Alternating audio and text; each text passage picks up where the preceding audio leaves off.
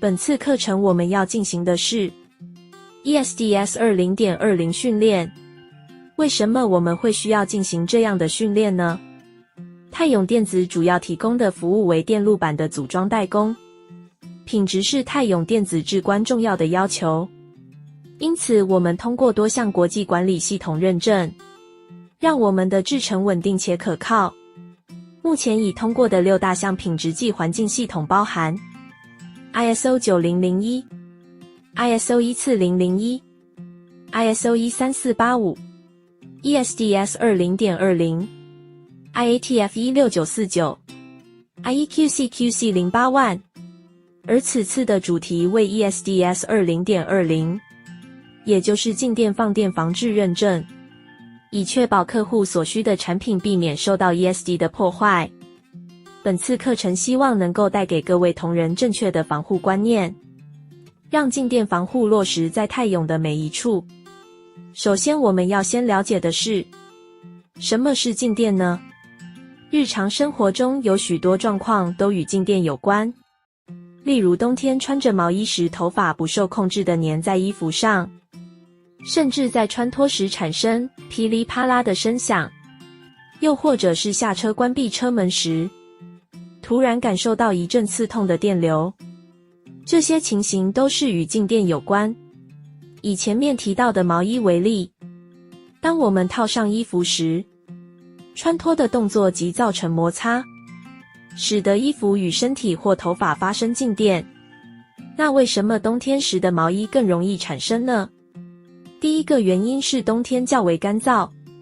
皮肤相对也变得更干，没有较多的水分能够将身体上的电带走，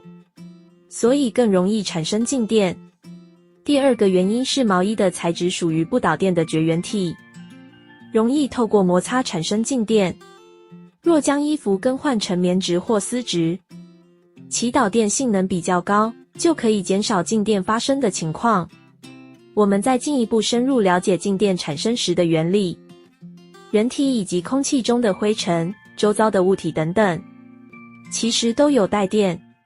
电又分成正电与负电两种，并依据材质与构造具有不同的带电情形。一般而言，带有的正电与负电数量会相同。在此种状态下，虽然物体上仍有电，但因为维持了平衡的状态，所以触碰时是不会产生触电，也就是电中性。但这种平衡是很容易被破坏的。当两个物体发生碰撞时，其中一方的负电就会转移到吸引负电力道较强的一方，此时原本的正电与负电数量因为碰撞而失去平衡，这个状态下就称作静电，也被称为有带电。当带有正电的物体靠近带有负电的物体，负电为了想要达到平衡，就会在接触时移动到带有正电的一方，产生电流的流动。电流到达3000伏特左右时，人体就会感受到刺痛，也就是因为静电而产生的放电状态。而我们常听到的 ESD 其实就是静电放电 Electrostatic Discharge 的意思，代表了物质表面的正电或负电分离造成的电荷转移。静电放电有3种常见的产生原因。第一种为接触带电，当两个物体之间有电位差的时候，两边为了取得平衡，电流会从电压高的一方流向电压低的一方。例如在没有做任何静电防护的情况下，人体带了10伏就是1000伏特的电， PCBA 则为0伏特。我们的手是电压高的一方， PCBA 是电压低的一方。在这个状态下，如果我们将手直接碰触 PCBA， 静电就会透过我们的手指尖端放电，释放电流伤害到敏感元件。第二种是摩擦带电，大气层中的闪电就是自然界的静电放电。当云层不断的累积增厚，云层间会互相摩擦，产生了正负2种不同的电位。当累积到一定的能量，就会向地面释放电流，形成闪电或打雷的现象。第三种是玻璃带电，原本相互接触的两个物体，在分离玻璃的时候会产生静电。例如保鲜膜原本缠绕在纸筒上，两者是相互接触的，在撕开保鲜膜玻璃的过程中，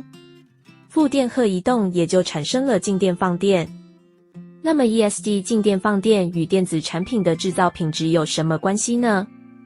随着现代科技演变，短小轻薄成为电子产品的趋势，连带着电子零件也越做越小，而越小越精密的零件，对于静电的耐受性也就更为敏感。人体能感受到静电的电流是3000伏特左右，但敏感零件只要几十伏特就足以造成破坏。例如 IC 元件、LCD 液晶显示器构造、LED 灯。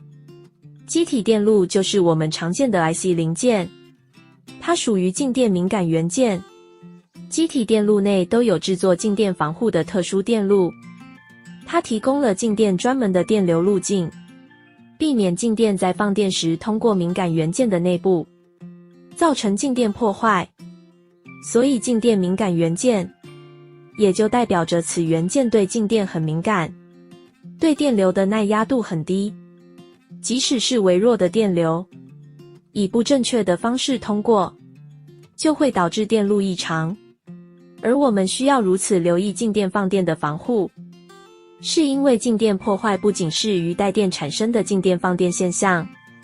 更包括静电放电后会有比平常更多的电流通过，此情况下产生的热能会进一步破坏电子零件。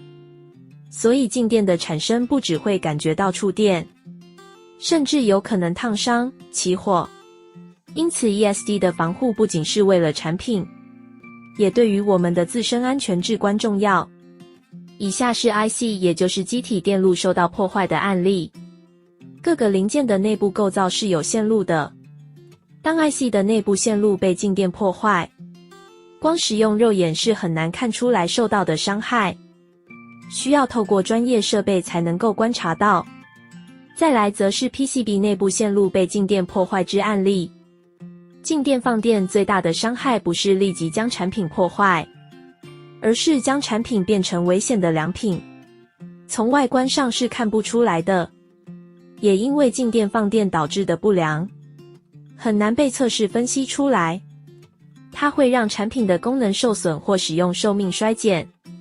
可能当成品到了客户端或使用者的手上，才会发生突然性故障。当这样子的破坏发生在医疗、汽车等产品，是可能严重造成生命的危害。因此静电放电作为电子元件防不胜防的敌人，我们需要做好防护，才能够避免产品受到破坏。